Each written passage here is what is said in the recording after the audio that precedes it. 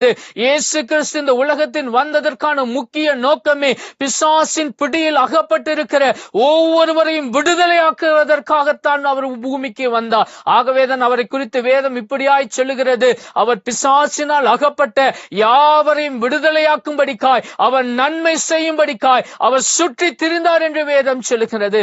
ஆகவேதான் ஆண்டவர் சொல்லுகிறார், என் மகனை இன்றைக்கு நீ என்னை விசுவாசிப்பாயா, இன்றைக்கு நீ என்னை விசுவாசிப்பாயா, இன்றைக்கு நீ என்னை நம்புவாயா?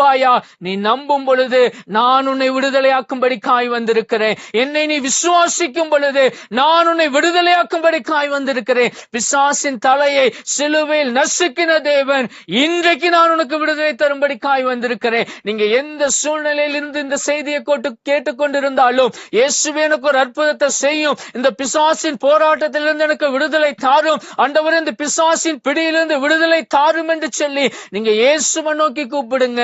இயேசுவை நம்பி, இயேசுவே இந்த நேரத்தில் எனக்கு விடுதலை தாரும், எனக்கு இந்த நேரத்தில் அற்புதம் செய்யுங்கன்னு சொல்லி கூப்பிட்டு பாருங்க. என் இயேசு உங்களுக்கு அற்புதத்தை செய்கிறவராய் இருக்கிறார். அதற்காகத்தான் அவர் தன்னுடைய சிலுவையில பிசாசின் தலையை நசுக்கினார், தன்னுடைய கடைசி சொட்டு ரத்தம் வரைக்கும் சிந்தினார். ஏன் சிந்தினார் தெரியுமா? ஜனங்களுக்கு விடுதலை கொடுப்பதற்காக. என்னுடைய மகனுக்கு நான் விடுதலை கொடுக்க வேண்டும், என்னுடைய மகளுக்கு நான் விடுதலை கொடுக்க வேண்டும், பாவ போராட்டத்திலிருந்து விடுதலை கொடுக்க வேண்டும், சாப கட்டிலிருந்து